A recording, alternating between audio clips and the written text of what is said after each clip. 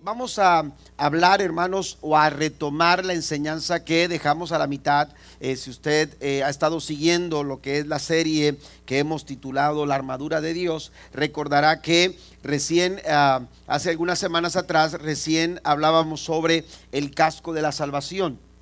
El casco de la salvación, dentro de las piezas que el apóstol Pablo nos recomienda vestir, de ponernos, cuando él dice pónganse toda la armadura de Dios, dentro de esas piezas está lo que conocemos como el casco de la salvación. Otras versiones la llaman el yelmo de la salvación. Efesios capítulo 6 versículo 17. Recuerde que ahí hay notas para que usted vaya siguiendo la enseñanza en esta mañana. Hay quienes quizás traigan la hoja de aquella semana cuando comenzamos, que vimos solamente el primer punto, pero si usted no trae la hoja, no se preocupe, los sugieres tienen hojas disponibles para usted, si la quiere en español o la quiere también con los textos en inglés. Entonces vamos a hablar sobre este tema, el casco o el yelmo de la salvación. Efesios capítulo 6 versículo 17 dice: pónganse la salvación como casco. Hasta ahí voy a leer: pónganse la salvación como casco. El casco o el yelmo de la salvación, hermanos, aleluya, es una pieza importante en la armadura de Dios. Lo que hemos estado hablando, según Efesios capítulo 6 versículo 10 en adelante, es que nosotros necesitamos armarnos con cada pieza de la armadura de Dios. La Biblia nos dice en el verso 10: por último, fortalezcanse con el gran poder del Señor, pónganse toda la armadura de Dios para que puedan hacer frente a las artimañas del diablo. Porque nuestra lucha no es contra seres humanos, sino contra poderes, contra autoridades, contra potestades que dominan este mundo de tinieblas, contra fuerzas espirituales malignas en las regiones celestiales. Por lo tanto, nuevamente el apóstol Pablo dice: pónganse, en el verso 13, toda la armadura de Dios para que cuando llegue el día malo puedan resistir hasta el fin con firmeza. Es importante que nosotros abracemos esta recomendación que el apóstol Pablo nos hace a nosotros como la iglesia del Señor. Pablo está consciente que nos enfrentamos todos los días a una batalla, a una lucha, a una pelea que enfrentamos. Esta lucha no es carnal, esta lucha no es contra seres humanos, dice Pablo. Esta lucha es, aleluya, contra las huestes del mal, con artimañas del diablo. Todos los días nuestro adversario está viendo las formas y las maneras en que él pueda frenar tu caminar en la vida cristiana. Él quiere que tropieces, él quiere que tú desistas de, aleluya, y no perseveres en el camino, en la carrera, que como Pablo también lo menciona en Hebreos capítulo número 2, esa carrera que tenemos por delante. Por ello necesitamos armarnos, necesitamos ponernos toda, dice el apóstol Pablo, toda la armadura del Señor. Y esta mención que se hace en el versículo 17 del yelmo de la salvación es el quinto componente de la armadura del Señor. Un casco en la armadura de un soldado era de suma importancia, de mucho valor. De hecho, los que hablan acerca de este versículo 17, específicamente de esta pieza de la armadura de Dios, mencionan que es de esta pieza es la descripción más corta que se da de cualquiera de otra de las piezas de la armadura mencionada en Efesios capítulo 6.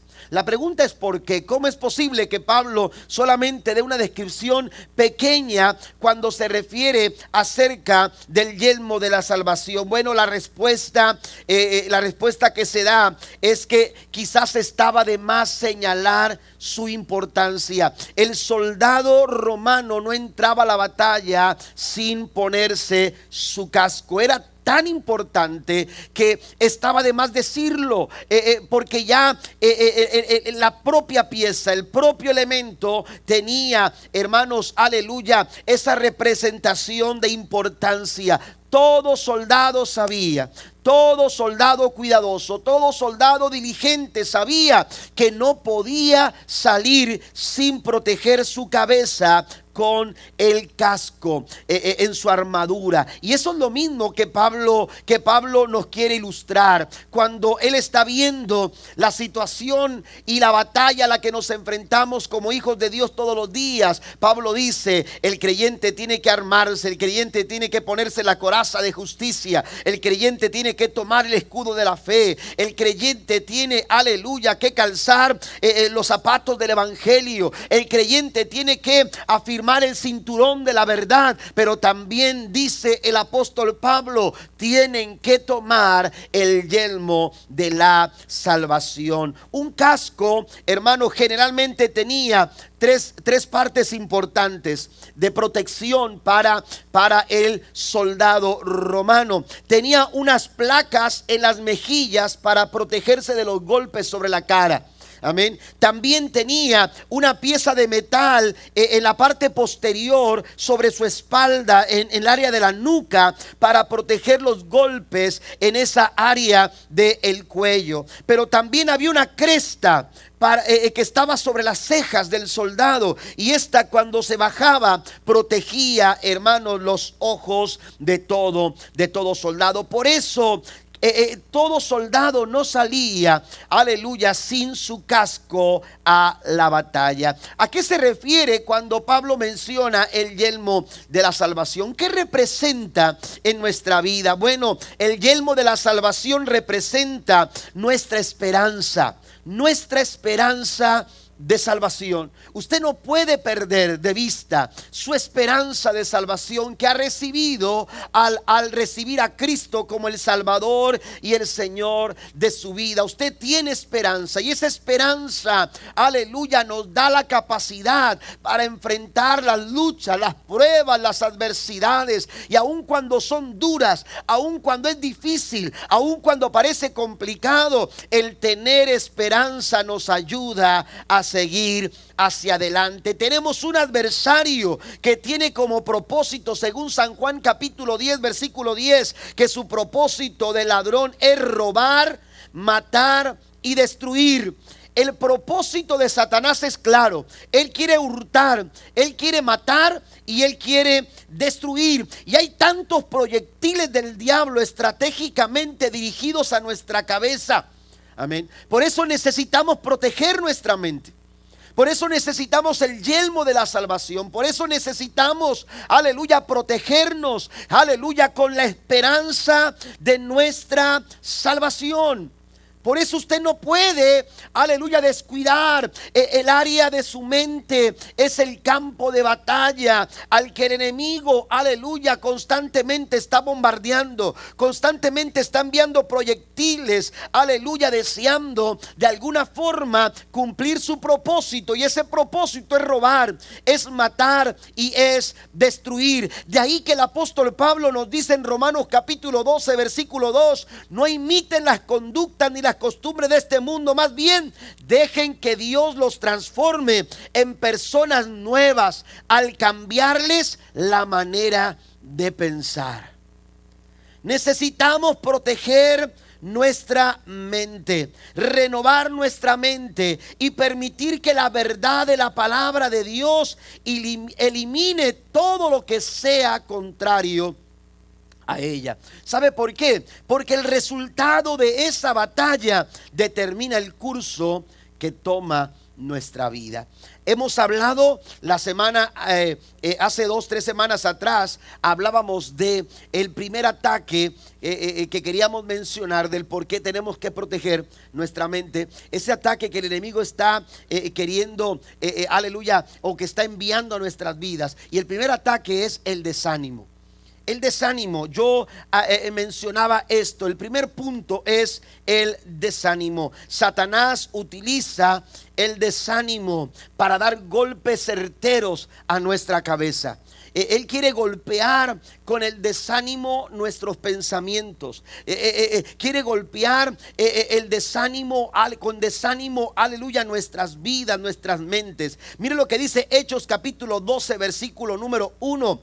Por lo tanto, ya que estamos rodeados por una enorme multitud de testigos de la vida de la fe, quitémonos todo peso que nos impida correr, especialmente el pecado que tan fácilmente nos hace tropezar. Y entonces sigue diciendo, y corramos con perseverancia. Pablo dice, tenemos una carrera que tenemos que correr, pero esa carrera tenemos que correrla con perseverancia. Tenemos que correrla, aleluya, sin desistir, sin abandonarla, aleluya, sin darnos por vencidos. Tenemos que seguir adelante. Y el enemigo lo que quiere es tropezar tu carrera, en tu carrera. Él quiere poner, aleluya, estorbo para que tú no persistas, para que tú abandones la carrera. Él quiere que tú desistas del propósito de correr esta carrera. Amén. Y no lo vas a lograr, no vas a poder perseverar en esta carrera si tú no te armas con la armadura de Dios. ¿Está conmigo? Si usted no se está armando, si usted no está enfrentando, aleluya, las circunstancias de la vida sin afirmar bien el casco de la salvación, el yelmo de la salvación sobre su cabeza. Corramos con perseverancia, corramos, aleluya, sin detenernos, corramos, aleluya, sin tirar la toalla, porque Dios no quiere que nos quedemos en el camino. Dios quiere que usted y yo sigamos hacia adelante. ¿Cuántos quieren perseverar en el Señor? Yo quiero perseverar en el Señor, pero para lograrlo yo necesito, aleluya, esta pieza de la armadura de Dios que protege mi mente del desánimo. El desánimo llega, aleluya, precisamente para detenernos, para que abandonemos nuestro propósito de perseverar en el Señor. De ahí que también el apóstol Pablo le dice a los Gálatas, así que no nos cansemos de hacer el bien. A su debido tiempo cosecharemos numerosas bendiciones si no nos damos por vencidos. Amén. La lucha no es fácil. La batalla no es fácil. El cansancio es una realidad. El agotamiento también nos alcanza. Pero dice el apóstol Pablo, anímense, tengan ánimo, levántense, sigan adelante, no se cansen, aun cuando parece difícil y parece que no logra llegar. Dice el apóstol Pablo, no nos cansemos pues de hacer el bien, porque a su tiempo, dice, segaremos, cosecharemos si no desmayamos. Y esa misma semana hablábamos de un antídoto en contra del desánimo y tomábamos el ejemplo de Nehemías. Solamente estoy haciendo una especie de resumen del primer punto para que aquellos que no estuvieron y lo puedan anotar ahí en sus hojas. Pero entonces tomábamos el ejemplo de Nehemías, un pueblo que se había desanimado y que había abandonado la construcción de los muros. Hasta la mitad habían logrado construir los muros. Bueno, ¿cómo logró Nehemías animar al pueblo? Tres cosas. Primero, según Nehemías capítulo 4 versículo 13, lo que tenemos que hacer es reorganizar nuestra vida. Reorganice su vida. Usted quiere, aleluya, avanzar sobre el desánimo. Usted necesita hacer un planteamiento, un nuevo, renovarse y reorganizarse. Esto fue lo que hizo Nehemías, reorganizó al pueblo. Entonces, en primer lugar, para vencer el desánimo, necesitamos reorganizarnos según Nehemías capítulo 4, verso 13. El versículo 14 menciona dos cosas. Primero, acuérdese del Señor.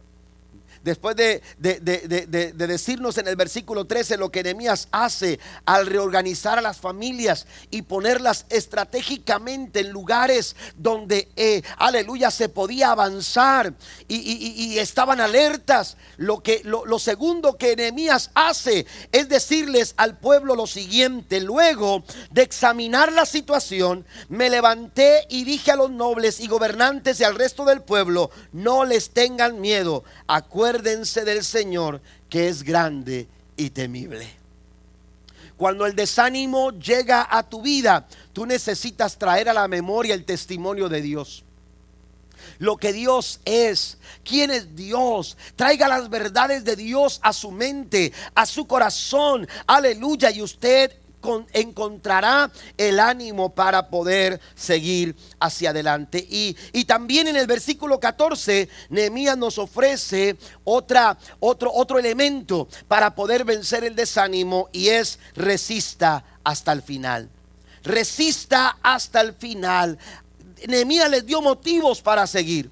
Les dijo: ustedes no pueden flaquear, ustedes no pueden quedarse ahí, no pueden, aleluya, abandonar el plan que tenemos. Y entonces les dice: peleen por sus hermanos, por sus hijos e hijas, y por sus esposas y sus hogares.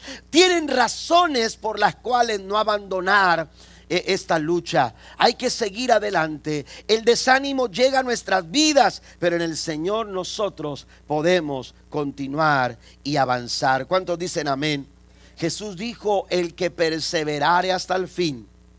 No se trata de que hemos comenzado. Esto no se trata de que hemos iniciado, que hemos dado el primer paso. Hay que dar el segundo, hay que dar el tercero, y hay que seguir adelante sin detenernos. Hay que avanzar, porque esto no se trata de haber comenzado, esto se trata de llegar hasta el final. ¿Cuántos dicen amén? Den un aplauso fuerte a nuestro Dios. Ahora sí, vamos al segundo punto.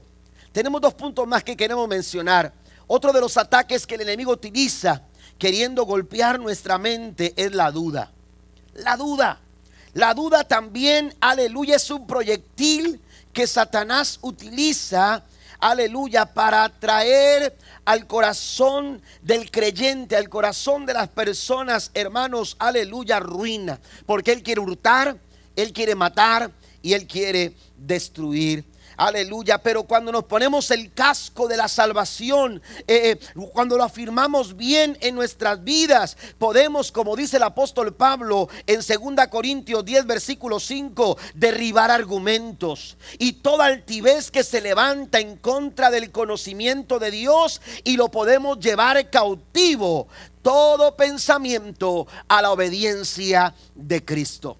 La duda es una realidad, así como el desánimo es una realidad a la que nos enfrentamos y en la que podemos caer si no estamos bien armados. También la duda es una realidad. Es una realidad que busca minar nuestra fe, golpear nuestra fe, derribarnos, aleluya, destruirnos. Pablo aquí menciona que podemos derribar esos argumentos, que podemos llevar cautivo todo pensamiento que no agrada a Dios y que no nos beneficia. Lo podemos llevar en obediencia al Señor. Amén. La duda quiere levantar, aleluya, argumentos erróneos que se levanten en contra del conocimiento que tenemos de parte de Dios en nuestra mente. ¿Sabe que la duda es una realidad? Yo leía un estudio hecho por Barna, mostraba las siguientes estadísticas. Quiero que pongan atención, lo voy a leer textualmente. Dice: poco más de una cuarta parte, el 26% de los adultos estadounidenses que se identifican como cristianos, escuche esto, como cristianos, dicen que todavía experimentan dudas espirituales. Todavía experimentan dudas espirituales, mientras que 4 de cada 10, es decir, el 40% de este grupo que se identifica como cristiano, dicen que las han experimentado en el pasado, pero que ya las han superado. Solo alrededor de un tercio, es decir, el 35%, afirman no haber experimentado dudas en lo absoluto. Amén. Los creyentes enfrentan la duda. Amén. También nos enfrentamos a la duda. Otra estadística dice: debido a que crecieron en una cultura más secular y pluralista, cuando se refiere a los millennials. Amén. Esta generación de millennials dice que el 38% hoy en día experimentan aproximadamente el doble de dudas más que cualquier otro grupo generacional. Amén. Más que en cualquier otra época, que en cualquier otra generación. Este grupo denominado los millennials, hermanos, están experimentando el doble el doble de dudas, más que cualquier otra generación. Y esto es interesante porque es la sociedad a la que nosotros nos enfrentamos hoy en día. Las dudas están, aleluya, tocando, están golpeando la mente y el pensamiento de los seres humanos. También señala, por ejemplo, que los hombres son más propensos a experimentar dudas más a menudo que las mujeres. En el caso de los hombres, un 32% comparado con el 20% de las mujeres. Entonces, nos encontramos, hermanos, enfrentando un mundo. Estamos viviendo en derredor de una cultura o de una sociedad en donde la duda, hermanos, está golpeando fuertemente el corazón de las personas. De ahí que la importancia de que nosotros nos pongamos el casco de la salvación para poder, aleluya, enfrentar esta batalla de todos los días. La duda, aleluya, es justo lo contrario de la fe. Y Hebreos capítulo 11 versículo 6 dice que sin fe no podemos agradar a Dios. Sin fe no podemos agradar a Dios. Entonces, cuando la duda entra a nuestras vidas y domina nuestros pensamientos, nuestras mentes, hermanos, entonces ya no estamos caminando en fe. Entonces ya no estamos caminando en fe. En consecuencia, ya no estamos agradando al Señor. ¿Qué es lo que sucede con la duda? Cuando la duda toma control de nuestras vidas, potencialmente el enemigo nos saca del propósito de Dios. Nos saca del propósito de Dios. Recuerde que su propósito es hurtar, matar y destruir. Los planes de Dios son mejores. Juan capítulo 10 verso 10 dice: pero yo he venido para que tengan vida y para que la tengan en abundancia. Los planes de Dios siempre son mejores. Vale recordar lo que dice Jeremías en el capítulo 29 versículo 11. La Nueva Traducción Viviente dice: pues yo sé los planes que tengo para ustedes, dice el Señor. Escuche esto: mientras que la duda dice no hay futuro, mientras que la duda dice, aleluya, no se ve clara la situación, mientras que la duda causa incertidumbre, inseguridad y desconfianza, el Señor dice: yo sé los pensamientos, los planes que tengo para ustedes, dice el Señor. ¿Y sabe qué planes son? Son planes para lo bueno. ¿Cuántos alaban a Dios? Y no para lo malo, para darles un futuro y una esperanza. Mientras que la duda te lleva a esa situación de sentirte inseguro, intranquilo, de vivir con incertidumbre acerca del futuro. Cuando tú estás afirmando tu corazón en el Señor y tienes bien portado el casco de la salvación, sabes que tu futuro no está en las manos de la incertidumbre, tu futuro está en las manos del Rey de Reyes y el Señor de Señores. Le quiere dar un aplauso a nuestro Dios en esta mañana. El Señor tiene un gran futuro para cada uno de nosotros y nos ofrece esperanza para que lo alcancemos. Pero entonces la duda, cuando toma control, lo que hace, aleluya, es precisamente llevarnos a un lado, en un lugar, dirección equivocada de los propósitos y de los planes del Señor. El ejemplo claro que tenemos sucedió en el huerto del Edén. Vaya conmigo a Génesis capítulo 3 versículo 1 al 5. Dice la escritura: la serpiente era más astuta que todos los animales del campo que Dios el Señor había hecho. Así que le preguntó a la mujer: ¿es verdad que Dios les dijo, que no comieran de ningún árbol del jardín?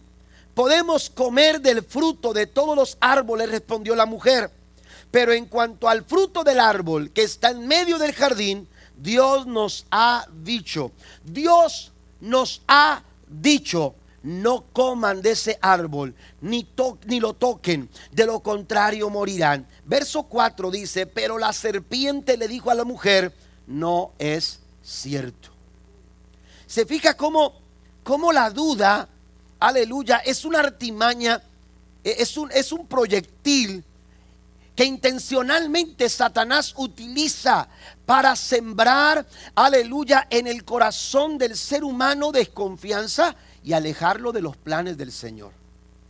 Amén. Quizás en algún momento o ahora mismo tú has estado batallando con algunas dudas acerca de lo que Dios quiere hacer contigo.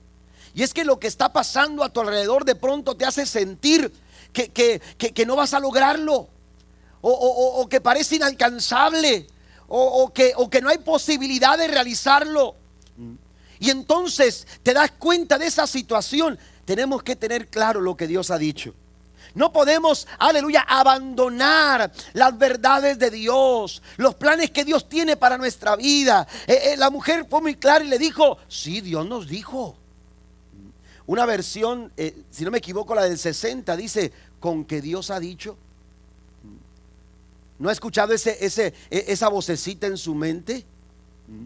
Que de pronto usted está queriendo aferrarse a una promesa y viene Satanás y te dice: hey, mira, no se ve claro, quizás no escuchaste bien, o estás malinterpretando lo que escuchaste, y Satanás trata de sembrar la duda en nuestra mente. Pablo dice: pónganse el yelmo de la salvación, pónganse toda la armadura del Señor. No es solamente la coraza, no es solamente el calzado para tus pies, no es solamente el cinturón para ajustar la verdad en tu vida. No se trata solamente, aleluya, de cargar el escudo de la fe. Necesitamos también, como todo soldado romano, aleluya, que enfrentaba sus batallas, tomar el yelmo de la salvación y ponérnoslo, ajustarlo, aleluya, no darle lugar al enemigo para que siembre dudas en nuestra mente.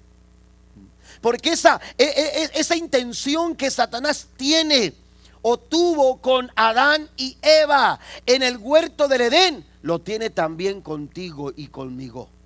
Él quiere sembrar duda, y entonces te dice: con que Dios ha dicho, y entonces te dice: no es cierto. Esos son los argumentos a los que Pablo se refiere.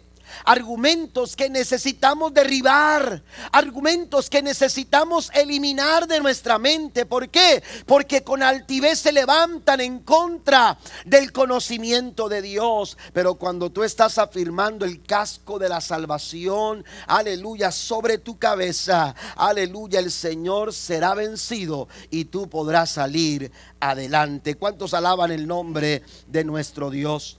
No es cierto, no van a morir, dijo la serpiente. Dios sabe muy bien que cuando coman de ese árbol se les abrirán los ojos y llegarán a ser como Dios, conocedores del bien y del mal. Es astuto el enemigo, es padre de mentira.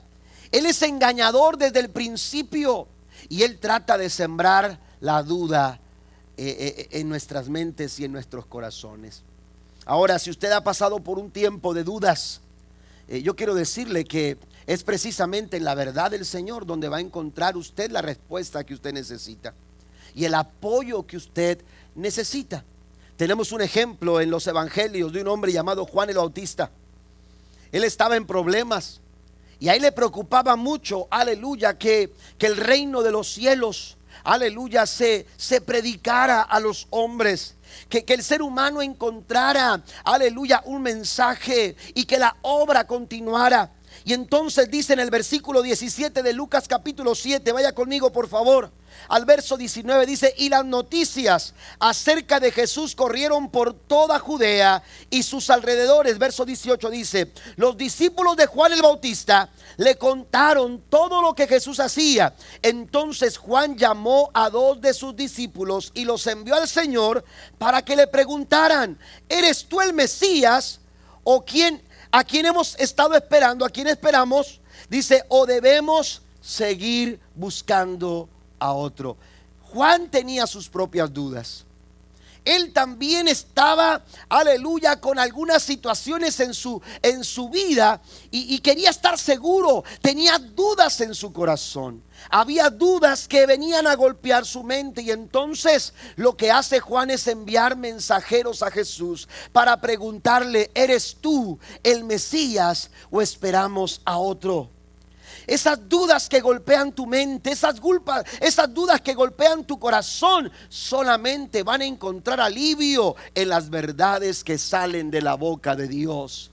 En las verdades, aleluya, de Cristo, en las palabras del Señor. Jesús habló su palabra, aleluya. Jesús extendió su palabra. Y entonces dice que los discípulos, más adelante en los siguientes versículos, dice que ellos fueron a donde estaba Cristo para preguntarle. Nos envió Juan para preguntarte lo siguiente: ¿eres tú o esperamos a otro? Y sabe lo que Cristo respondió: vayan y díganle a Juan, aleluya, para disipar sus dudas, para disipar la incertidumbre en su corazón. Vayan y díganle que los ciegos ven, los sordos oyen, aleluya, los paralíticos andan caminando por su propio pie.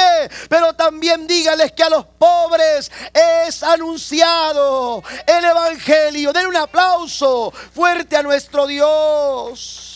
Es en su palabra, aleluya, donde todas las dudas de pensamiento, todas las dudas, aleluya, en nuestros corazones son disipadas. Hay tres aspectos de nuestra vida que pueden ser afectados si permitimos que las dudas controlen nuestra vida.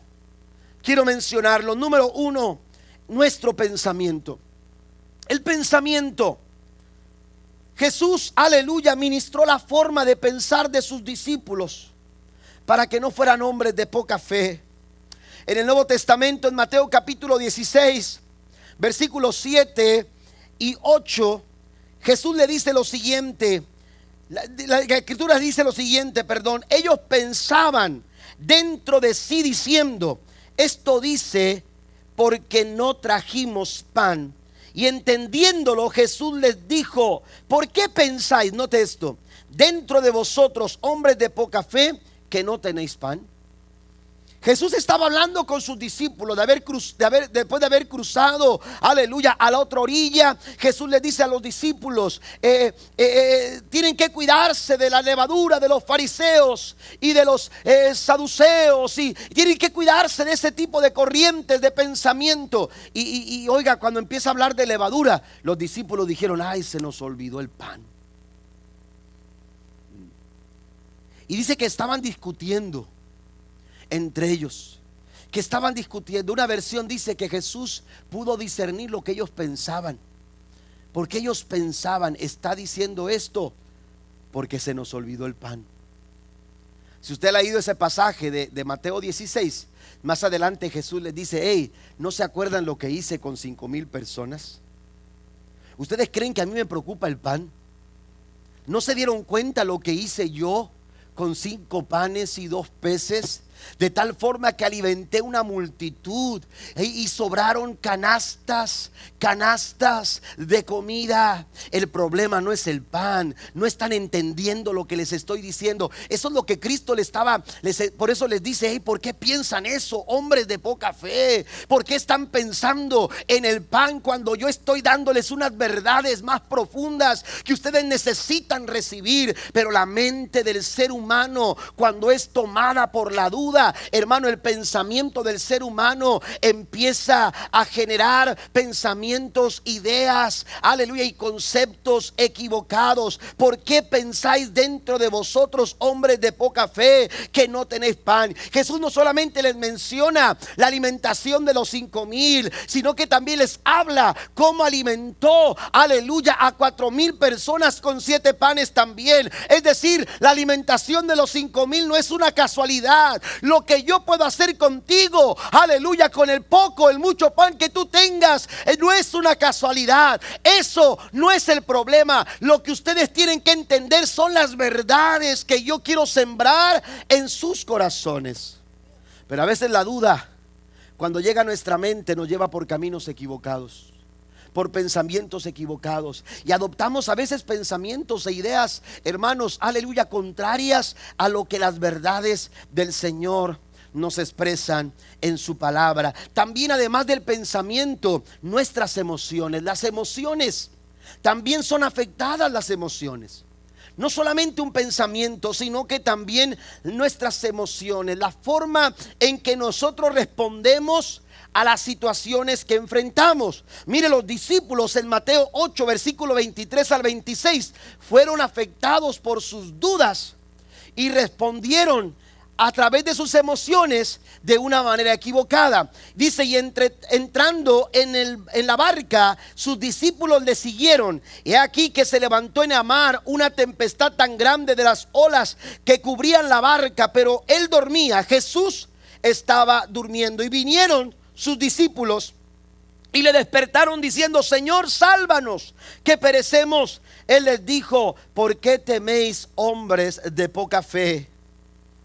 ¿Por qué tienen miedo, hombres de poca fe? Otra versión dice que le dijeron a Jesús, sálvanos, no tienes cuidado de nosotros. Ya en sus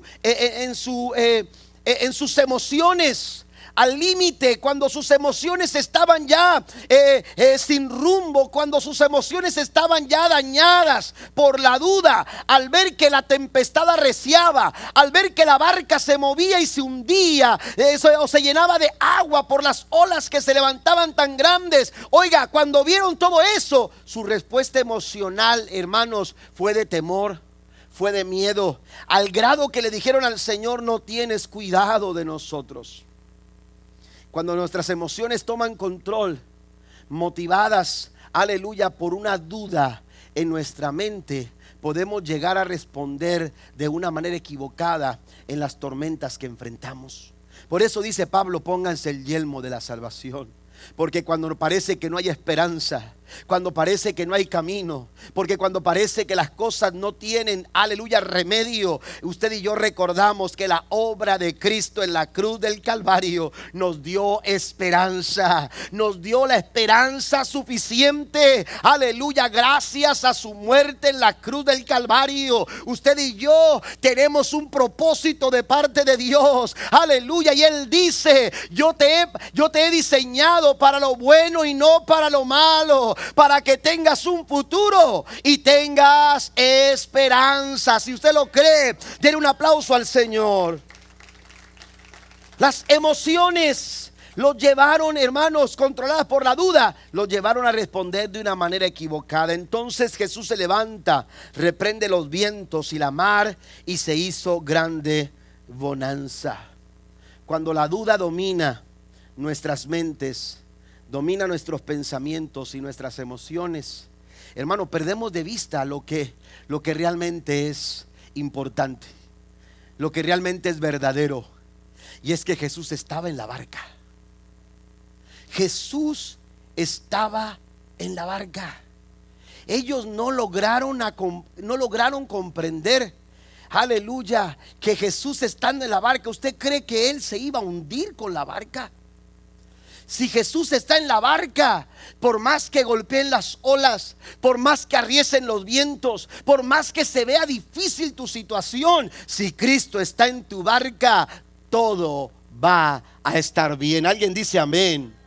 Todo va a estar bien, porque Cristo está en nuestra barca. Ahora resulta curioso, hermanos, que un carpintero tuviera paz en medio de una tormenta en la mar, que los pescadores que estaban dentro de esa barca. Allá había pescadores, por lo menos 4 hombres experimentados en la pesca, en la mar, los desafíos de la mar. Sin embargo, ellos no fueron capaces de controlar a la demás tripulación, sino que juntamente con ellos gritaron: necesitamos ayuda, necesitamos auxilio, nos vamos a hundir si no se hace algo. ¿Cómo es posible que hombres experimentados en la mar no pudieran estar con la tranquilidad de un carpintero que dormía, aleluya, en medio de una tormenta? Ese carpintero es Cristo.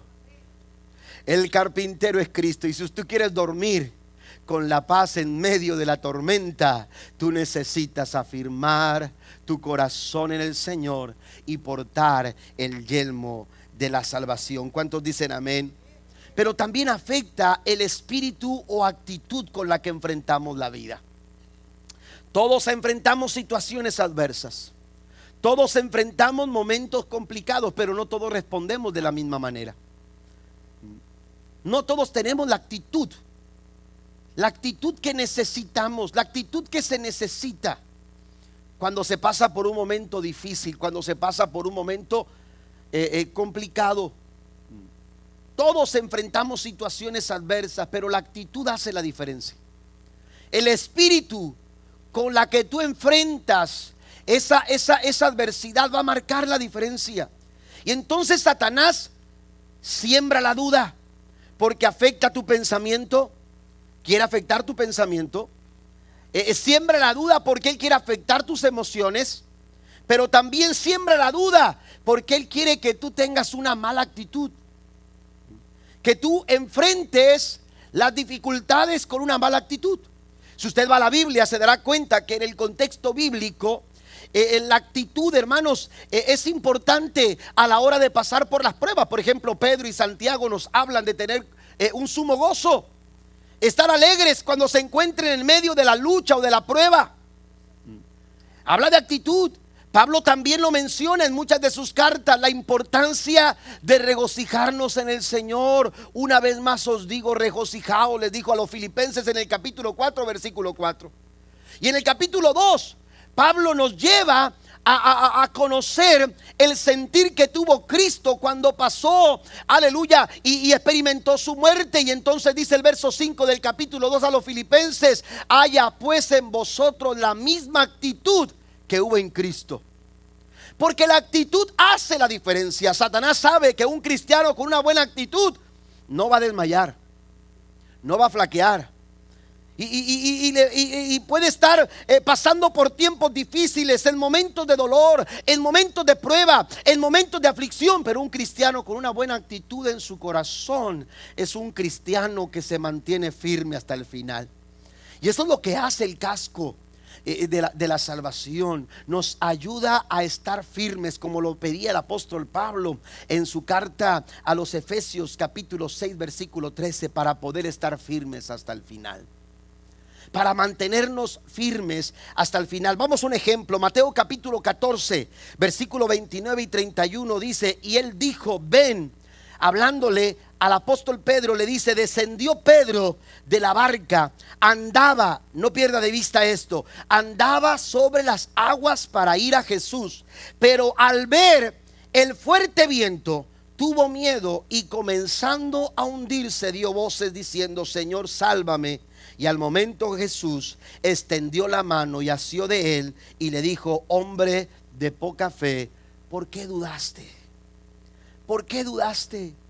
La Biblia nos dice que Jesús llega. Este es otro momento, aleluya, otra situación en medio de la mar también. Jesús venía caminando después de haber despedido a la multitud y que los discípulos ya habían navegado por una distancia determinada. La Biblia dice que Cristo quiso adelantarse a ellos, y cuando ellos lo vieron, era noche y había una penumbra terrible de espanto, y la Biblia dice que ellos dijeron: un fantasma. Entonces Cristo les dijo: hey, no se equivoquen, soy yo, no tengan miedo. Pedro entonces le dice, era el más aventado, y entonces dijo: bueno, Señor, si eres tú, amén, mándame que yo baje de la barca y camina hacia ti. Oiga, qué aventado. Y la Biblia dice que se bajó. Jesús le dijo: ven. Y la Biblia dice que Pedro se bajó de la barca. Y Pedro, hermanos, Pedro afirmó su pie sobre el agua. ¿Ah? Es decir, andaba, así lo dice la escritura, lo acabamos de leer. Dice que andaba sobre las aguas. Amén. Oiga, yo pienso, no sé, no estaba ahí. A lo mejor hubieras hecho lo mismo que Pedro, pero oiga, ¿qué hubiera hecho usted si de pronto siente que puede afirmar su pie sobre el agua? Yo creo que hubiera corrido. Es muy bien decirlo ahora, ¿verdad? Pero quién sabe, a lo mejor nos hubiera sucedido lo mismo que a Pedro. ¿Por qué? ¿Qué fue lo que cambió? Él estaba caminando, pero ¿qué fue lo que hizo que las cosas sucedieran diferentes? ¿Por qué no llegó hasta donde estaba Jesús? Si ya había empezado a caminar sobre las aguas, se sembró la duda.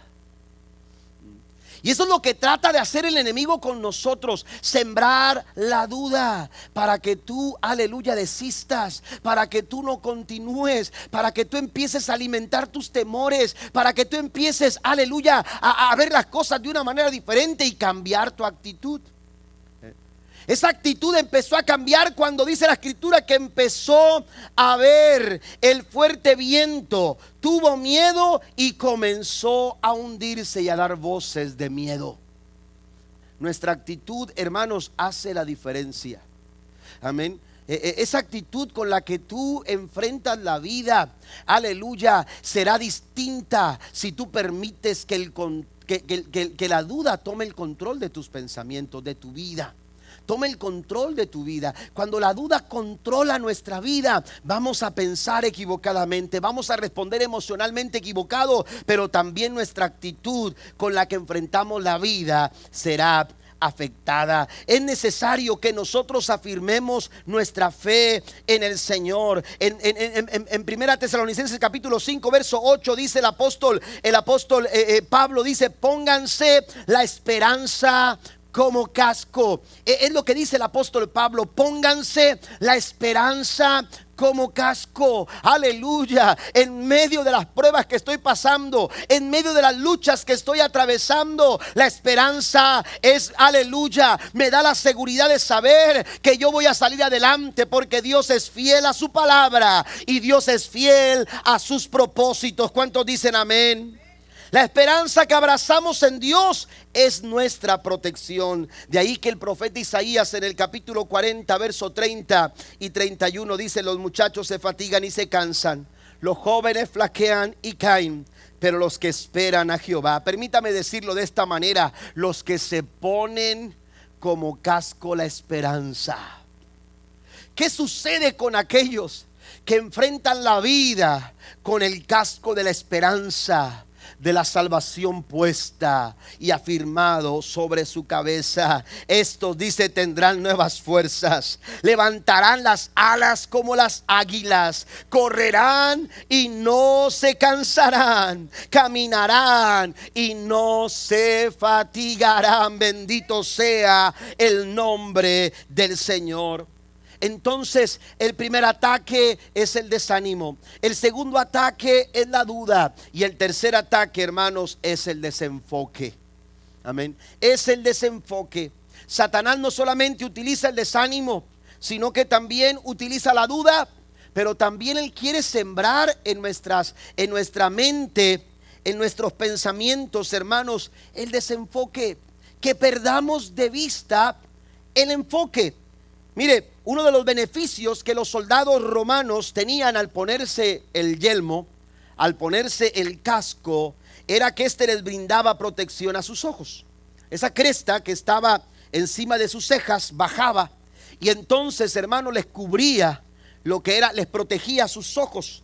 Amén. Ellos podían ver, pero podían proteger sus ojos de cualquier golpe que pudiera venir a dañar su vista. La visión es importante a la hora de enfrentar las batallas de la vida. Proverbios 29 versículo 18, pasen los músicos por favor, ya estoy terminando. Dice: donde no hay visión, el pueblo se extravía. Donde no hay visión, cuando no se tiene, aleluya, una buena visión, el pueblo se extravía. Eso es lo que quiere el enemigo, quiere extraviarnos, quiere que perdamos el rumbo. Quiere llevarnos por un camino equivocado, quiere llevarnos, aleluya, hacia un lugar equivocado. El desenfoque produce desobediencia a Dios y a su palabra. Por eso Él quiere lanzar esos proyectiles a tu mente para desenfocarte, para robarte la visión y perder el rumbo, perder el camino correcto hacia lo que Dios quiere realizar en tu vida. Y entonces nos lleva a desobedecer a Dios y a su palabra. No solamente eso, el desenfoque paraliza las bendiciones que Dios quiere derramar sobre tu vida. Por eso te desenfoca. Por eso hay tantas cosas. Mire, hay personas que dicen: pastor, y me lo dicen, ya íbamos para la iglesia. Y una ocasión alguien nos dijo, mire, hemos estado queriendo ir a la iglesia, pero no falta que suceda. O llega alguien, o una llamada, o un enojo, o un sentimiento, o aquello o lo otro. ¿Por qué? Porque Satanás quiere desenfocarnos. Y no se trata solamente de cuando venimos a la iglesia. Cuando tú quieres hacer algo, cuando tú quieres servir al Señor y quieres disponer tus dones y tus capacidades para servir, Satanás va a tratar de desenfocarte. Satanás va a tratar de llevar tu vida hacia una dirección equivocada. Yo he platicado, mi esposa también lo ha mencionado, cuando pasé por un tiempo de enfermedad muy, muy fuerte. Éramos un grupito pequeño aquí. La iglesia era solamente esa área de enfrente ahí. Lo demás esto eran puros cuartos que estaban no muchos de ellos estaban en condiciones. Apenas comenzábamos, yo creo que tendríamos como unos 2 años, cuando yo caí en una enfermedad terrible. Por 6 meses perdí 33 libras. No podía dormir. Hasta 11 días sin dormir, recuerdo haber contado. Pero era algo terrible, una situación muy complicada. Y una noche el Señor habla a mi corazón, seguro de que Dios había hablado a mi corazón y me había dado un mensaje para predicar el domingo. Y entonces yo sabía que Dios me dijo: vas a predicar esto el domingo, porque yo seguía predicando. Los que recuerdan aquel tiempo, yo seguía predicando, terminaba de predicar y apenas terminaba de predicar y a diferencia de lo que hacemos ahora, que salimos a saludar a todos allá, yo no tenía ese ánimo. Así que yo salía por una puerta y me venía a una área que habíamos habilitado, una oficina, que era más o menos esta área de aquí, si no me equivoco. Y el hermano Locadio Martínez me había regalado un reclinable para descansar. Y entonces apagaba la luz y me quedaba ahí yo solo. Y me sentía muy mal. Amén. Yo recuerdo que esa noche el Señor me habló y me dijo: vas a predicar esto el domingo. Y entonces yo estaba luchando durante toda la semana. ¿Cómo puedo predicar eso si yo estoy enfermo? Porque el mensaje que Dios quería que yo predicara era un mensaje de sanidad. Y yo luchaba conmigo mismo y le decía al Señor: Señor, yo no puedo predicar, no me siento con eso para poder predicar, estoy enfermo. ¿Cómo voy a hablar de sanidad si la gente me ve y estoy enfermo? Y esa lucha estaba en mi interior. Las dudas golpean nuestras vidas. Y entonces recuerdo que veníamos del servicio de los martes aquí, íbamos manejando rumbo a Huetlaco, donde vivíamos, cuando me animé. Y usted sabe que Dios nos pone siempre la ayuda idónea, y esa mujer que Dios nos pone ahí con palabras lindas y hermosas. Y entonces le dije a mi esposa: ¿sabes qué? Quiero compartirte algo, estoy luchando con esto. Y entonces le dije, Dios me dice que predique esto, pero no me siento bien. Yo tengo el mensaje, ¿cómo ves si lo predicas tú el domingo? Yo esperaba que mi esposa me dijera: todo va a estar bien, it's okay, ¿verdad? Yo predico, no te preocupes, corazón. Me dijo: ¿cómo? Me dijo: ¿cómo? Yo venía manejando. Me dijo: ¿cómo? Me dice: ¿a poco porque estás enfermo las verdades de Dios han cambiado? Oiga, cuando me da cuenta que fue una cachetada con guante blanco. Amén. Un poquito más fuerte. Así me hizo reaccionar. Me dijo: ¿acaso crees que porque tú estás enfermo Dios ha dejado de sanar? Dios ha dejado de ser Dios. Oiga, de ahí me llevó un mensaje hasta la que llegué. Ya quería llegar yo más pronto a la casa pero esas palabras, hermanos, afirmaron mi fe. Y pude predicar ese mensaje el domingo como Dios me lo había dado para predicar. ¿Sabe que es muy importante que nosotros entendamos que en muchas áreas el enemigo te quiere desenfocar? No solamente en tu carrera como cristiano, tu carrera como padre, como esposo, como esposa, en tu carrera laboral. El enemigo te quiere desenfocar, porque recuerde que los planes de Dios están en pie. Dice el Señor: tengo planes para lo bueno y no para lo malo, para darles un futuro y una esperanza. Y entonces Satanás dice: tengo que trabajar con esto, y voy a sembrar duda, y voy a sembrar desánimo, y voy a sembrar también desenfoque, porque esos planes no se tienen que realizar. Y cuando tú permites, hermanos, aleluya, que el enemigo te desenfoque, el enemigo te va a alejar de los planes del Señor. Y aunque parezcan los caminos que son correctos, dice la Biblia, hay caminos que al hombre le parecen derechos, pero su final es camino de muerte. Póngase de pie conmigo, por favor. Estemos de pie. Donde no hay visión, el pueblo se extravía. Donde no hay enfoque, las familias se pierden. Donde no hay enfoque, tus hijos van a caminar por cualquier lado. Amén. Andarán por cualquier lado. La familia, hay tantas familias en vagancia, caminando pero sin rumbo, andando pero sin dirección. Pronto se desvanece. Pronto las olas del mar les llenan de temor y desesperadamente gritan el auxilio, la ayuda y el socorro. Pero ese auxilio y socorro solamente viene de Dios. Solamente lo podemos alcanzar en el Señor. Por eso esta mañana, hermanos, tenemos que ponernos el casco de la salvación, ponernos toda la armadura del Señor. Dice Lucas capítulo 9, verso 62. Jesús respondió: nadie que mire atrás después de poner la mano en el arado es apto para el reino de los cielos. Jesús toma una analogía. Él está viendo un agricultor que está trabajando en los surcos.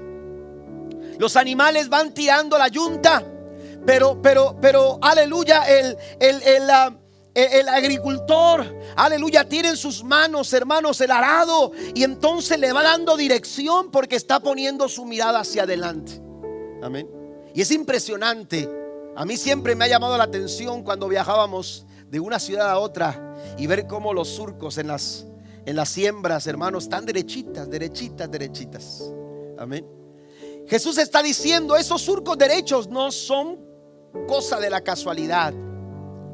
Hay un agricultor que está poniendo su mirada hacia adelante, está enfocado. ¿Qué sucedería si el agricultor volteara hacia otra parte? Esos surcos, hermanos, saldrían por sin ningún rumbo. Por eso Cristo dice: aquel que ha puesto sus manos en el arado y voltea para atrás no es apto para el reino de los cielos. Eso es lo que quiere el diablo. El diablo quiere que voltees hacia otro lado. El diablo quiere que pierdas el rumbo. El diablo te quiere desenfocar.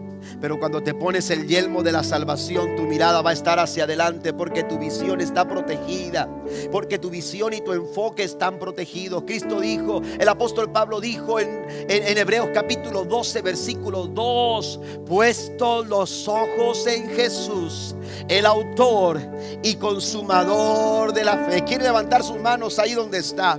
Levante sus manos. La Biblia dice que los que miraron a Él fueron alumbrados. Los que mantuvieron el enfoque en el Señor fueron alumbrados, y sus rostros, dice, no fueron avergonzados.